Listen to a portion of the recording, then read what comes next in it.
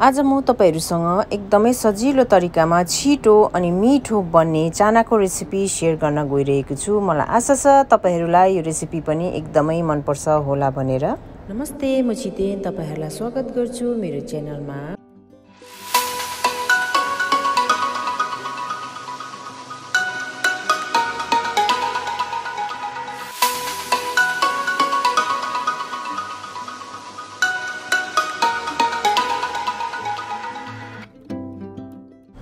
चानालाई रातभरि भिजाउने। यहाँनिर मैले चाना चाहिँ मेजरिङ कपको 1 कप आधा लिएको छु।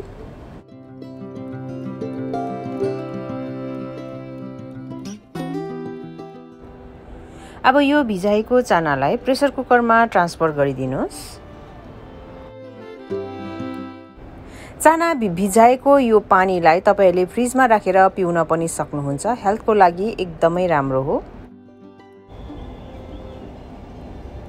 यसमा मैले पानी राखे र पानी चाहिँ थोरै चानादेखि माथिसम्म मात्रै राख्ने।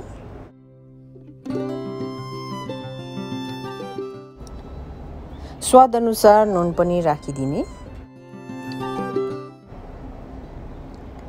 अब यसलाई कभर गरिदिनुहोस् र 5 देखि 6 सिटीसम्म लाग्न दिनुहोस्। त्यतिबेलासम्म चाना राम्रोसँगले पाकिसकेको हुनेछ।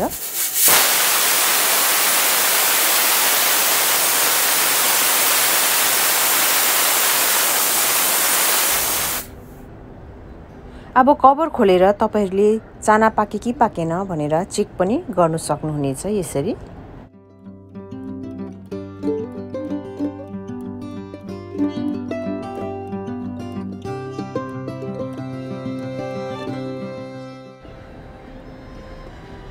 अब यो बोइल भएको चानालाई पानीसँगै साइडमा राखिदिने। कराईलाई राम्रोसँगले तताएर ठुलो चम्चाको 4 चम्चा यहाँनिर मैले तेल राखे। तेल तातेपछि सानो चम्चाको 1 चम्चा ज्वानो र सानो चम्चाको 1 चम्चा जिरा पड्काउन गए। अब यसमा प्याज एड गर्ने। यहाँनिर मैले मिडियम साइजको प्याजलाई मसिनो चप गरेर काटेको छु।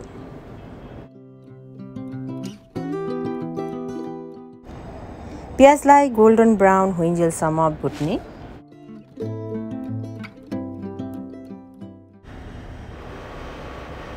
प्याज ब्राउन भएर आएपछि यहाँनिर मैले मिडियम साइजको टमाटरलाई मसिनो चप गरेर एड गरे। सँगसँगै 2टा खुर्सानी पनि। ठुलो चम्चाको 1 चम्चा अदुवा लसुनको पेस्ट। अब यी सबै सामग्रीलाई राम्रोसँगले मिक्स गरिदिने।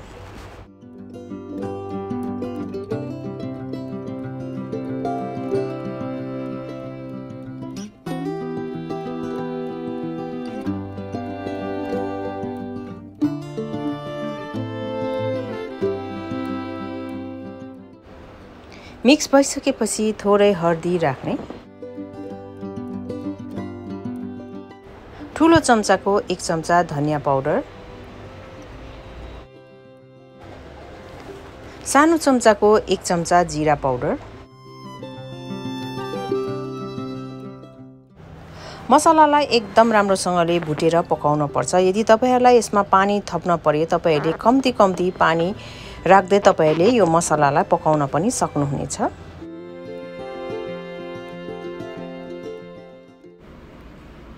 मसला पाकिसकेपछि यो चानालाई पानीसँगै राख्ने र राम्रोसँगले चलाएर मिक्स गरिदिने।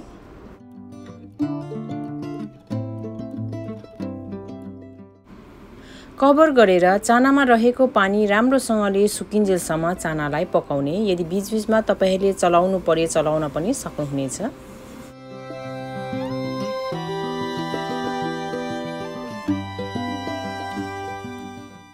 तपाईले देख्न सक्नुहुनेछ यहाँनिर चाना अलमोस्ट ड्राई भइसकेको छ। र अब चाहिँ म यसमा ठुलो चम्चाको 1 चम्चा धुलो खुर्सानी एड गर्न गए। सँगसँगै ठुलो चम्चाको 1 चम्चा आमचुर पाउडर मैले यहाँनिर लिएको छु। तपाईले यसको बदलामा चाट मसला पनि लिन सक्नुहुनेछ। तपाईहरुकोमा जे उपलब्ध छ तपाईहरुले त्यही एड गर्न सक्नुहुनेछ र मैले नुन चाहिँ यहाँनिर एड गरेको छुइन। नुन राख्न अगाडि चाहिँ तपाईहरुले एकपल्ट चानालाई ट्राई गरेर मात्र नुन राख्न होला। Medium to low heat gas राखेर तपाईहरुले एकछिन चानालाई यत्तिकै कभर नगरिकिन भुट्दै पकाउनु सक्नुहुनेछ र तपाईहरुले देख्न सक्नुहुनेछ यहाँनिर भिडियोमा चाना चाहिँ पर्फेक्टली खाउलाग्दो भइसकेको छ।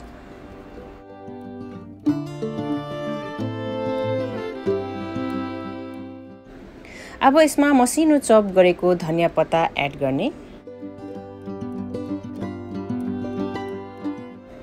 धनिया पत्तालाई पनि यसरी चलाएर मिक्स गरिदिने र अब यो चाना चाहिँ खानाको लागि पर्फेक्टली रेडी भइसकेको छ। तपाईहरुले रोटीसँग अथवा त्यतिकै खाजा जस्तो पनि सर्भ गर्न सक्नुहुनेछ अथवा तपाईहरुले भातसँग पनि खान सक्नुहुनेछ। कस्तो लाग्यो आजको मेरो यो रेसिपी कमेन्ट गर्नु चाहिँ नबिर्सिदिनुस् है। यदि रेसिपी मन परे तपाईहरुको साथी फ्यामिलीहरुसँग शेयर पनि गरिदिनुस्। Thank you, bye bye.